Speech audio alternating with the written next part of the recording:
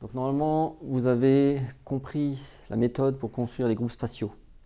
Oui, on a fait les tricliniques ensemble, on a fait quelques monocliniques, des monocliniques de symétrie ponctuelle 2, des monocliniques de symétrie ponctuelle M, 2 sur M. Et on a commencé, je crois, des orthorhombiques. Bon. Il y en a un certain nombre déjà sur notre chaîne YouTube. Et aujourd'hui, nous allons faire 3 groupes supplémentaires orthorhombiques. Et je vais traiter chacun avec la même méthodologie. Oui. Ce que je présente n'est pas totalement complet, on pourrait aller plus loin, on pourrait parler d'extinction systématique, etc. Hein, si vous regardez les tables telles qu'elles sont, mais dans un cadre pédagogique, oui, je me limite à certains aspects, et si ces aspects-là, vous les maîtrisez, alors vous aurez déjà un bon niveau en radiocristallographie. Premier groupe qu'on décide de traiter aujourd'hui, le groupe numéro 50, c'est PBAN.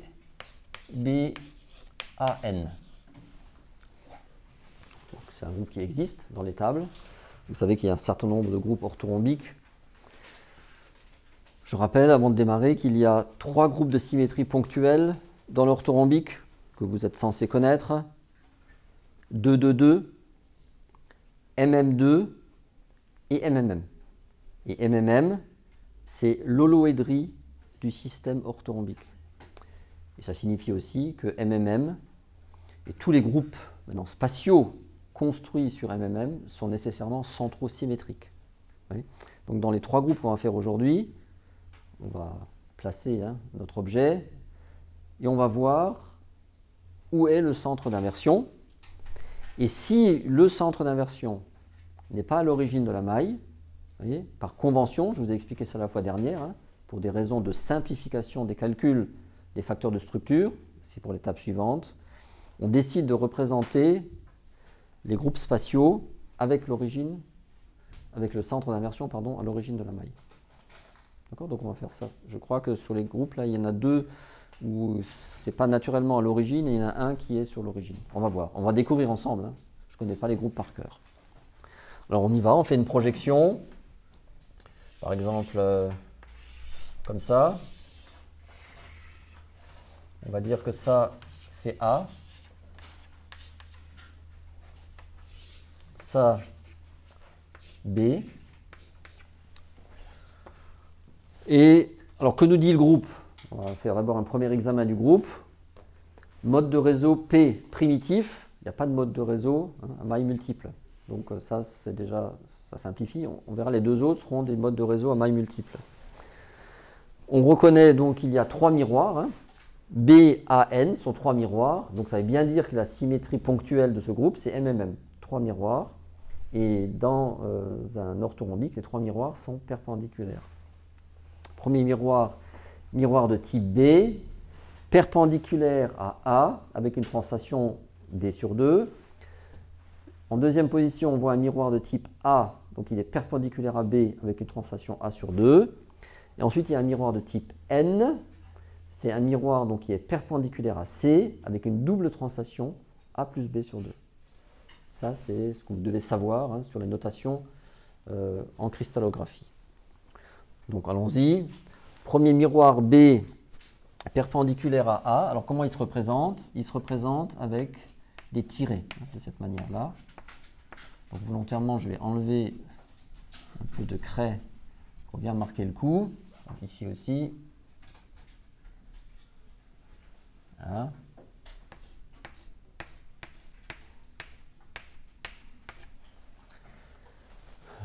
Miroir comme ça, les traits là nous rappellent la direction de la translation.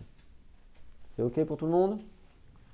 Ensuite, il y a perpendiculairement à B, donc comme ça, un miroir de type A. Donc, même chose, on va le représenter de cette manière.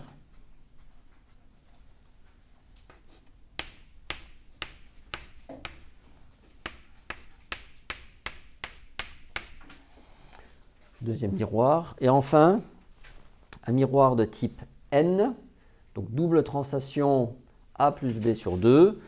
Par défaut, on le met dans le plan du tableau et on met une flèche dans la diagonale pour représenter ce miroir de type n.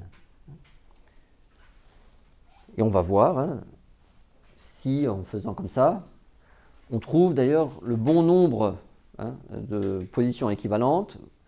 Vous vous souvenez probablement que dans un groupe de symétrie ponctuelle 2, 2, 2, il y a 4 positions équivalentes.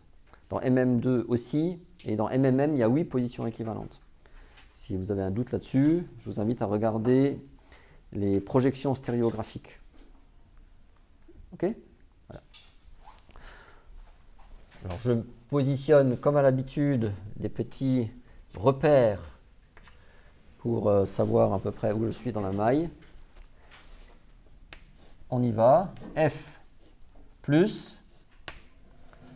Et on regarde ce que devient ce F plus. Alors, je vais faire d'abord le miroir qui est ici. Donc, miroir, regardez bien, hein, miroir. Donc, le F, c'est comme ça. Et, attention, on fait une translation, hein, d'accord? On descend ici d'un demi. Donc, vous voyez qu'il se retrouve ici. Voilà, on en a deux, d'accord? Ça, c'est par ce miroir. Hein. Donc, on peut le dessiner ici, si vous voulez, dans un premier temps, mais on commence à avoir l'habitude. Donc, je le remets dans la maille. Moi, ce qui m'intéresse, c'est de représenter les objets qui sont générés dans la maille. Ensuite, ces deux objets, on va regarder leur image par l'autre miroir qui est ici. Donc, c'est un F comme ça qui se décale ici. Donc, vous voyez que vous allez le retrouver comme ça. Et celui-là, là, translation 1,5. Donc, normalement, on va le retrouver, sauf erreur de ma part, par ici. Miroir, hein, translation, c'est ça. Alors ici, hein, je représente bien la moitié de la maille, ici. On va corriger un tout petit peu pour faire un peu plus beau. Voilà. Ça va pour les 4 premiers points? Et maintenant, ces 4 points, il faut encore faire le miroir de type N. Oui. Donc, miroir, donc le F plus va devenir F moins, oui, mais il ne reste pas là, puisqu'il y a une double translation A plus B sur 2. Donc ici et ici. Donc ici, F moins. Si on fait celui-là, alors F moins, tac, tac. Et de la même manière, je pense que vous imaginez, il va y avoir ici un F moins et ici un F moins.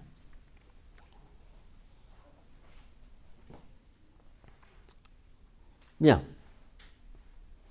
Donc on a bien 8 positions, c'est ce qu'on attend pour une symétrie MMM, l'holoédrie du système orthorhombique. Où se trouve le centre d'inversion? On sait qu'il y en a un, puisque le groupe est centrosymétrique. Donc où est-il? Est-ce que vous le voyez? Changer de couleur.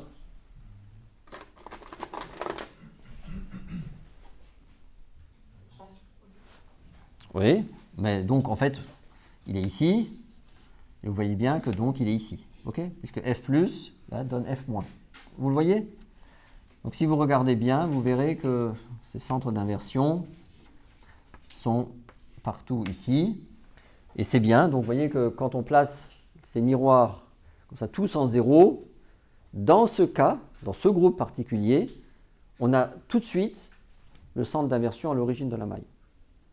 Puisque F plus donne F moins, hein, on peut le mettre ici si vous ne voyez pas trop, hein, vous voyez, le F moins, il est bien là. Donc on a bien le centre d'inversion à l'origine de la maille. Donc dans ce cas, hein, il n'est pas utile de faire un changement de repère, hein, puisque on a déjà ce qu'on veut. On peut se poser ensuite la question ensemble de l'écriture des positions générales. Oui. Donc X, Y, Z. On va voir hein, si on progresse ensemble. On peut tout de suite mettre celui-là, si vous voulez, moins X, moins Y, moins Z. celui-là ou celui-là. En cristallographie, les deux s'écrivent de la même manière. Alors, celui-là, par exemple, on y va. C'est quoi la cote de ce point? 1/2 moins x, exact. En y, ben, ça n'a pas bougé, c'est y, vous le voyez? Et en z, moins z. Le moins z est noté là. Hein. Si c'est marqué moins là, on sait que c'est moins z. Puisque z, c'est dans la troisième direction. Ensuite, ce point, il n'a pas bougé, on va les écrire comme ça maintenant. En x, on est d'accord? En y, 1/2 moins y. En z, moins z. Celui-là, 1/2 moins x, 1/2 moins y, z. On continue. Celui-là, 1/2 plus x, exact.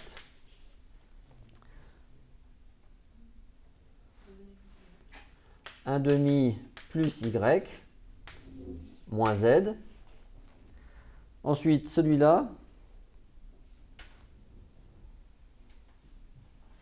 moins x. En y, comme l'autre, hein, 1/2 plus y, z.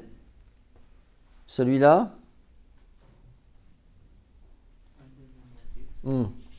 1/2 plus x. En y, moins y, z. Et celui-là, on a déjà écrit, c'est ça. 1, 2, 3, 4, 5, 6, 7, 8 positions générales. Donc ça, vous êtes censé, hein, quand on a un peu d'entraînement en tout cas, savoir retrouver facilement et rapidement ces positions équivalentes. Dans ce groupe, il doit y avoir un certain nombre de positions spéciales. Mais attention, vous vous souvenez, hein, dans les miroirs, vous voyez, juste dans les miroirs, ce n'est pas des positions spéciales puisqu'il y a des translations. Hein, et il y a des translations partout. Par contre, si vous mettez probablement un point ici, d'accord, sur les centres d'inversion par exemple, ça va être des positions équivalentes. Alors on ne va pas aller aussi loin aujourd'hui, hein, ça je vous laisse votre travail personnel si vous voulez, mais regardez dans les tables internationales de cristallographie, ils ont regardé, hein, et puis vous voyez qu'il y a, on voit par exemple apparaître ici des axes 2. Vous voyez, là, on ne génère pas tous les axes. Vous les voyez, les axes 2? Oui. Donc probablement que ici, sur ce point-là, sur les axes 2, c'est aussi des positions spéciales. Vous voyez, sur les centres d'inversion, il doit y avoir des positions spéciales, mais pas sur les miroirs. Hein, parce que les miroirs étant translatoires, si vous mettez un point sur le miroir, il subit de toute façon la translation. Donc il y a toujours 2 points. Vous vous souvenez de ça. Donc ça, c'est important.